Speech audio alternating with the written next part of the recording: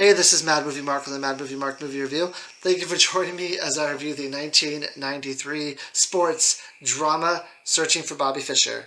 No throat noises, no comments, no eye contact. Hey, well, I can't make any promises. The eye contact thing is going to be kind of difficult, but we'll see what happens. I'm reviewing every movie that has 100% fresh rating on Rotten Tomatoes. I'm giving them all a score of 1 to 10. After I watch them and score them all, I will rank them from worst to best. I started the 1920 silent movie era. I'm moving chronologically through this list, and I am now at 1993 with Searching for Bobby Fischer, and I will now be posting this list in the description area of this video. I don't know why I haven't done this before. I just thought about it yesterday. So I'll start posting the list in the description in case you want to follow along or you want to see what movies have 100% fresh rating. So this movie is 100% fresh by the critics and an 86% fresh rating by the audience. It stars Max Pomeranc as Josh Waitzkin, Ben Kinsley as Bruce, Joe Mantinga as Fred Waitzkin, and Lawrence Fishburne as Vinny. This movie was nominated for one Academy Award, Best Cinematography, which lost to Schindler's List, and I probably think that it didn't really stand any chance against Schindler's List, to be perfectly honest. So this movie is about a boy who is searching for an anti-Semitic conspiracy theorist, and all the young children love him. And no, it's not Elon Musk. Just kidding. Just joking. It is Bobby Fischer. Bobby Fischer in real life was a conspiracy theorist. He was anti-Semitic, and he was a very talented chess player. In fact, I believe he was the first American to win a major chess tournament, and he did it against the Russians, which was a big story back in the day. He became a superstar. He was kind of like when Rocky beat that Russian during whatever Rocky movie that was, and it was a big deal. He became a very big deal. He was very popular, and then for whatever reason, for some unknown reason, he kind of disappeared, and Josh Waitzkin, who is the star of this movie, he's played by Max Pomeranc. He was a child at the time. He idolized Bobby Fischer. He wanted to play like Bobby Fischer. He also was on his Little League baseball team, which he says in the movie that he wants to grow up and be the second baseman for the New York Yankees. So at some point he valued baseball over chess, but he ends up becoming a very skilled chess player. He learns by watching a group of people who play chess in the Washington State Park together. They are very aggressive chess players. They have a very different style than what you would see from chess players who play in competition. In competition, you're kind of taught to survive on a chessboard, to try to survive until the very end, but it's a more aggressive play style in the park where at some point you like use your queen really quick and you try to take people out as fast as possible.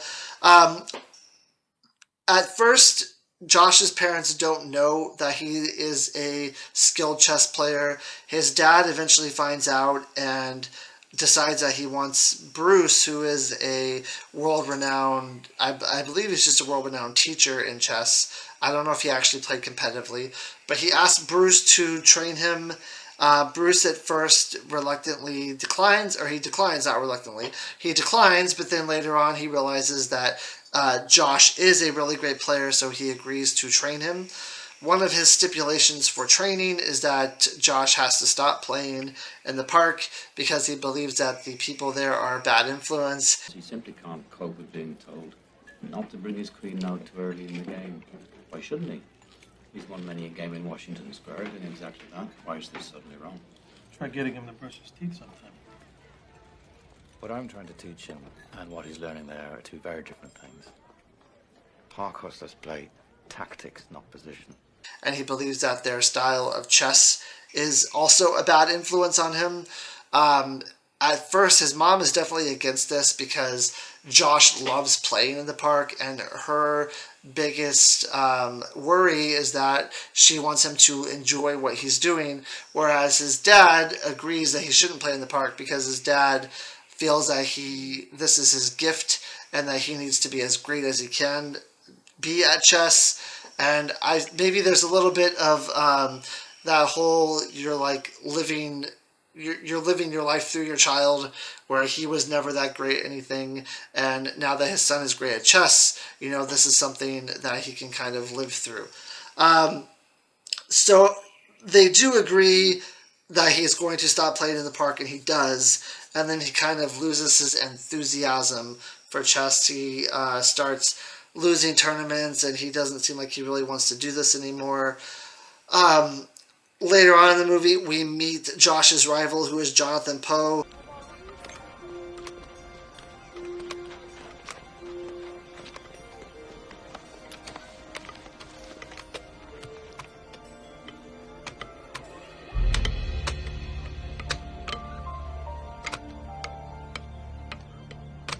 Who is modeled after a real chess player as well, named Jeff Sauer.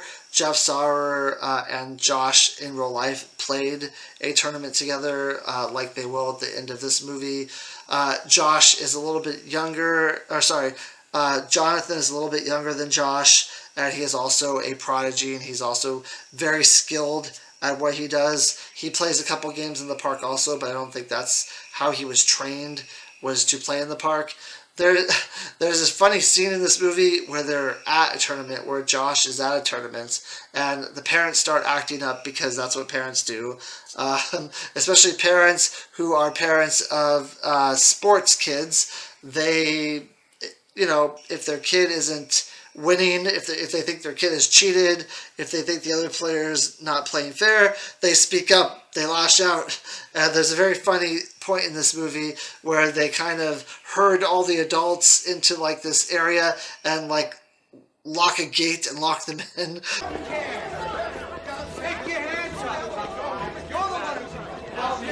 We just came here to have fun. I don't understand this. So that the kids can play and not have to worry about the adults. And then once they do that, the kids start applauding and cheering because now they don't have to deal with their crazy parents looming over them, being whack jobs. Josh meets a friend in this movie who also is a child who plays chess. And this friend's dad is one of those parents where when his kid does something wrong, he like kind of berates him a little bit and tells him that, you did this wrong. You should have been doing this instead. I don't know. It's a very weird parenting technique that I don't get. I wasn't in sports as a kid. I also didn't play chess, so I didn't have to go through that whole thing with my parents where they tried to live through me and they tried to make me the best at this thing that either I didn't want to do or I think after a while the kid will lose interest, honestly, if their parents are like this. And I think that's a little bit of what happened in the movie. So eventually Bruce's character, he crosses the line a bit with Josh when it comes to training.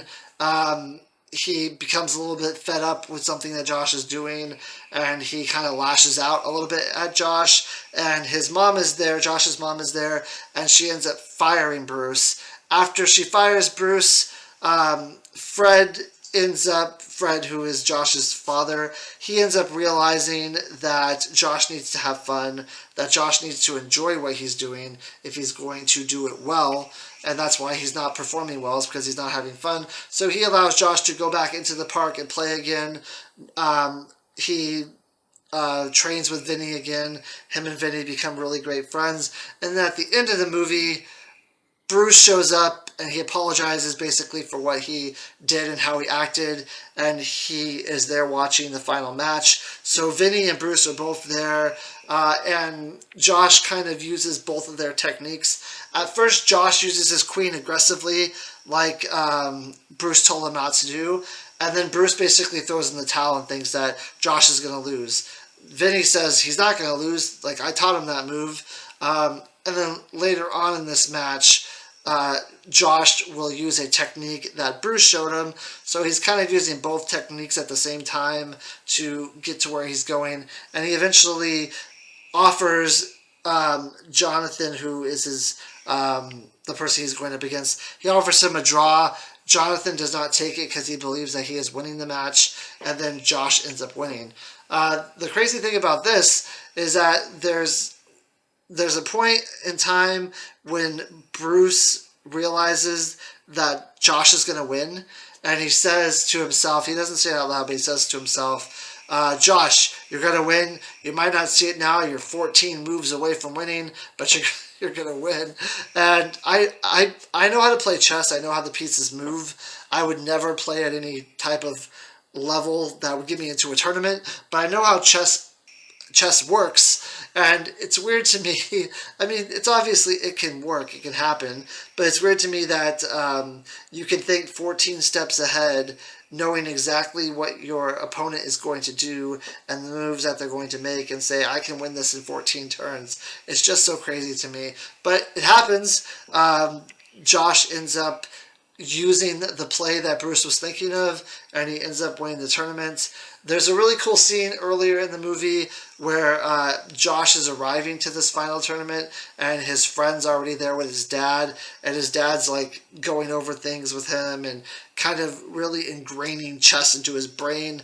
And when Josh shows up, the kid goes, "Hey, what have you been doing all afternoon?" And Josh goes, "I've been fishing." Like, and the kid's like, "You were fishing?" Because it's so ridiculous that you would do something like that instead of cramming and training and thinking about chess all night. But that ended up being how one of the reasons why he won is because he was actually able to enjoy it again. I thought this movie was good. Honestly, I saw The Queen's Gambit when it was first out before I saw this movie, and I thought Queen's Gambit was better. But maybe it's just because it's newer. I don't know. But I thought this movie was good. I really like the how they show that the parents can be more into this than the children, and how hard the parents come down on their kids when they lose matches. Like, it's the only important thing in the world is to win this match. I think they portrayed that very well. I really like how they locked up the parents in the cage. I thought that was absolutely hilarious. Fred has a nice arc too, to where he's kind of that parent who who pretty much demands that his child do good at this because his child is good at it, but then he ends up becoming that parent who just wants his child to have fun, and I thought that was a great arc that he had. Lawrence Fishburne, for his little role that he had, was great. Ben Kingsley was fantastic as Bruce. Yeah, and you don't have to understand chess to really understand what's going on in this movie, which is also really nice. You learn as much as you need to watching the movie. Now, I mean, you're obviously, if you see the knight moving a certain way and you don't understand why it's moving that way, that might confuse you, but it's not going to ruin the viewing experience. It's perfectly fine to not know how chess is played. It's really just like a family movie that they don't make anymore, where it's just a nice movie that you can watch with your child of any age. Basically, you guys can learn something together. Your child can learn something as an individual. You can learn something as a family. And this is just a movie that you can watch and bond with, and just enjoy a nice movie with the people you love. I thought it was fine. I thought it was a good movie. There's no real complaints on my end.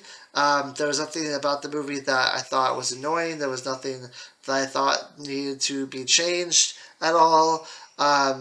I really like the difference of style that they showed. They were able to show both styles of how you would play chess, and at the end of the movie, how to incorporate them both together. And I thought that they just did a really good job on this movie. I will say that Bobby Fischer later does come out of hiatus, and he plays like one more match against his arch rival. I believe he wins the match, and he goes back into hiatus again. He eventually becomes a black belt in like Taekwondo before he passes away. I think he passed away I don't remember what year, but he did pass away. He was a Taekwondo martial artist before then. Josh, who was also the main character and a real chess player, he won some major tournaments after this movie about him was made, but he eventually retired too, and he said the reason why he retired was because he just wasn't enjoying it anymore. And then Jonathan Poe, who played Jeff Sauer. So Jeff Sauer won major events after this as well, and I don't remember if he still plays. I think that he is retired as well. So I love how it's about three different people who play chess in real life. It's rare that you watch this kind of game, this kind of movie where it's about a sports team where they go so much in detail about three different characters who were real people in real life. So I thought that was great. I really enjoyed the movie. It's not a perfect movie. It's not the best movie I've ever seen. It's certainly not the best sports movie I've ever seen. But it is a decent movie, and I give it an 8.5 out of 10. Thank you. I hope you join me for my next review, which will likely be tomorrow. If not tomorrow, then Sunday. And that is going to be for a movie called The Three Colors Red. I'm excited for this movie. It ends up on a lot of people's top 20, 30 best movies of all time. I've always wanted to see it. I just never had a reason to just go out and do it, and this is the reason. So hopefully the movie matches my expectations. Thank you. I hope you have a great day.